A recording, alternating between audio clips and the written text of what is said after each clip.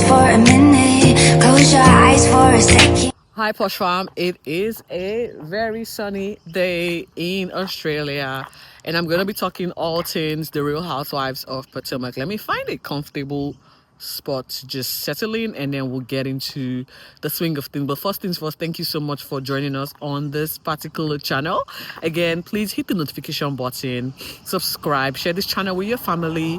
It is the end of 2014. I know I made so much promises and I had so much hope, but anyway guys, the hope is going to be transferred onto 2025. My God, you know what, we can still say yes, we can do it next year. We didn't get to the numbers, we didn't get the numbers we would like, but you know what, come 2025 we'll see how we grow. But again, for those of you who have stayed on, I just want to say I appreciate all the support, and yeah, keep growing this channel, keep watching. Your comment means the world to me, and those likes definitely do help to get the numbers up. With that being said, let's get into episode 12 of The Real Housewives of Potomac. So we're here. On this episode, the ladies are in Panama, somewhere in Central America, and they are supposedly celebrating Wendy's liberation 40th birthday party. I know we are 12 episodes in, and I am not sure what I'm saying this.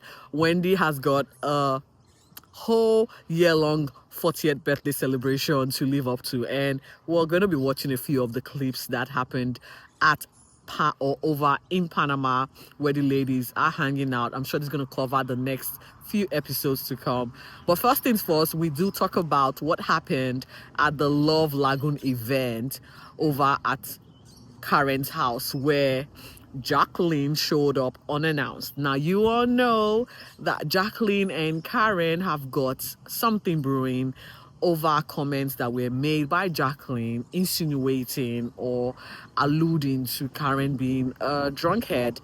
And this is in relation to her current DUI charges that we all know she's been found guilty, sentencing, or whatever the judge statement is going to be, will be coming up sometime on the 29th next year, January next year. So we're looking forward to all of that update. But again, yes, she did show up to the party unannounced. She was aware that the party was going to happen.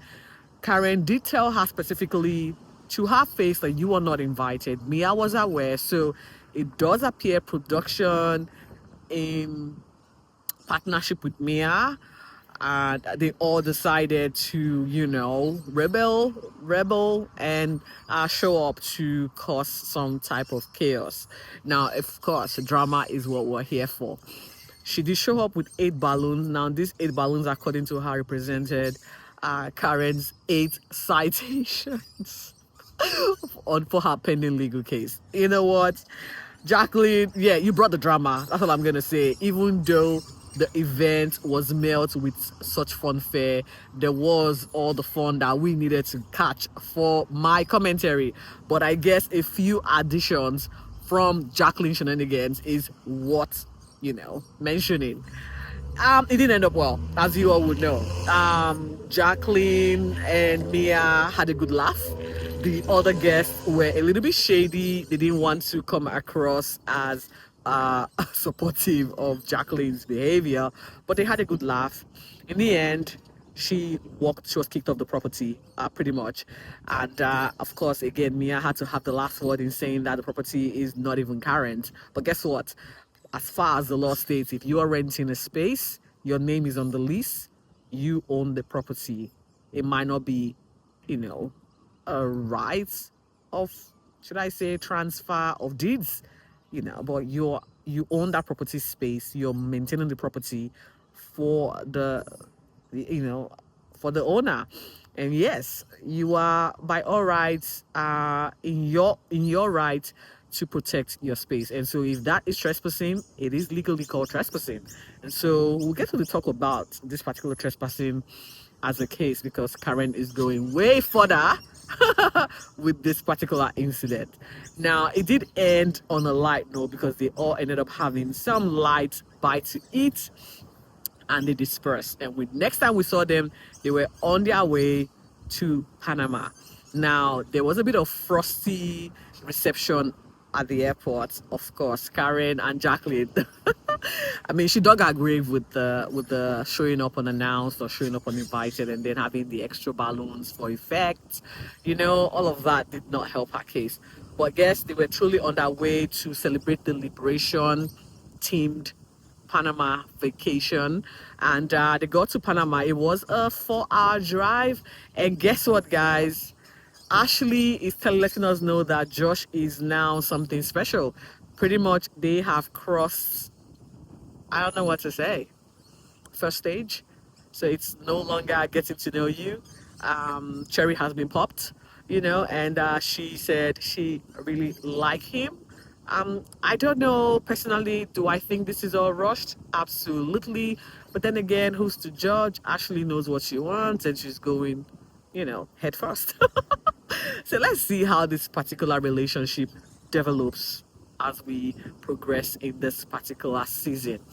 Now, the girls make their way to dinner-like settings where the host of this particular resort, ushered them with some sort of devil dance. It was quite weird. Now, all of these rituals, I don't know. They call it fun, but I don't see the fun in it. Now, when you have a devil representation in a feast or a banquet, I don't know what I'll call that, but it just does not sound pleasing to me. That's a personal opinion anyway. And it got down to the nitty-gritty. Of course, the event from the Love Lagoon had to be addressed. And this is where Karen actually says she has looked into pressing charges on Jacqueline for trespassing and a whole lot of other trumped up charges that she can find. And it is quite, I don't know what to say. How do I feel? A little bit, I feel like Karen is, taking this too far. Yes, she did the wrong thing and I think she apologized, but again, the apology was lackluster. It was very mischief driven, and we could see how that didn't go down well or sit well with Karen. We then move forward to, I don't know if it was this episode that the conversation surrounding Kiana's legal fight with one of Ashley's friends. And this is 2 seasons back where there was an altercation at an after party event that Ashley and Giselle hosted. I think it might be the next episode, so I might not go further into this. But we did hear Giselle addressed the particular incident that happened 3 episodes prior. And this is where Mia called her daughters out for being, should I say, for lack of a better word, wayward. She alluded to the fact that whilst they were in Dominican Republic, her daughters had boys over. And now why this is relevant, according to Mia, I don't know. Now, Giselle is trying to let Mia know that she is not going to take this lightly, and she does not tolerate, should I say, bad reputation or a bad portrayal of her kids on this show, because she signed up for the show, not her kids, and rightly so. And now this then took us back to Wendy. According to Wendy, there was in that same Dominican Republic when Giselle was talking about her kids' accomplishments, academic accomplishments. There was sort of an eye roll. I don't think it was an eye roll, but Giselle and her minions perceived it to be an eye roll. And for that, Wendy got a mouthful. Wendy got an earful. The backlash was intense and massive. And Wendy was like, well, why are we, like, the lines are particularly drawn against me? Because when it was taught, it was a perceived thought, not an action.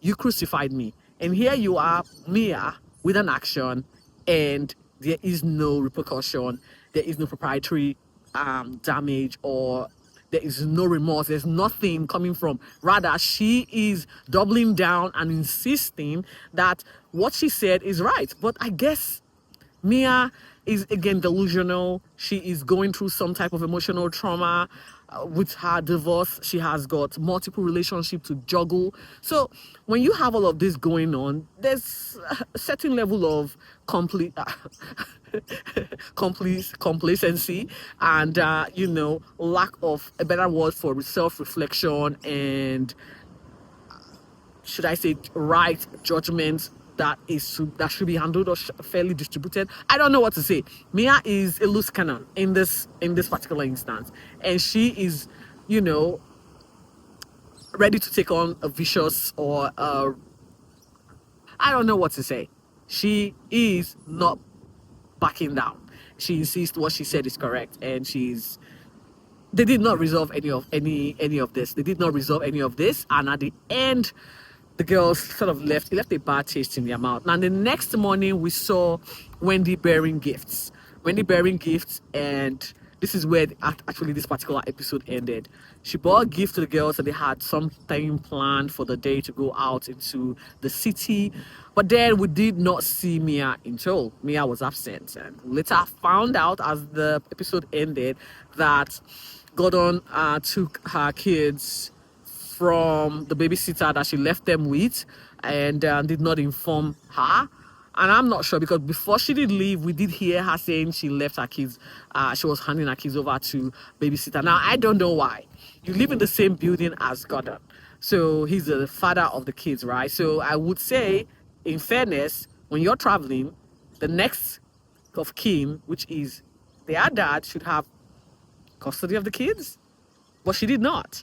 And that again tells you how chaotic Mia's thinking is. I don't know what is wrong with that chick, but she's doing too much. She is doing way too much. We're going to find out what the reprisal effect is following the fact that she was just hyperventilating and trying to scream on her mom through the phone to say, why did you let him take the kids? Now, she couldn't have stopped him from taking the kids. They're his kids. I don't know. Is this girl like, is she on planet Earth? Because the delusions is on a high level, on a heightened state. This is where it ends, guys. What do you think? Gordon having the kids without letting her know it's the right thing to do, knowing that she's away and he's the next of kin, doesn't he have rights of access to his kids? I don't know, guys. And what do you think about the situation with Giselle and Mia?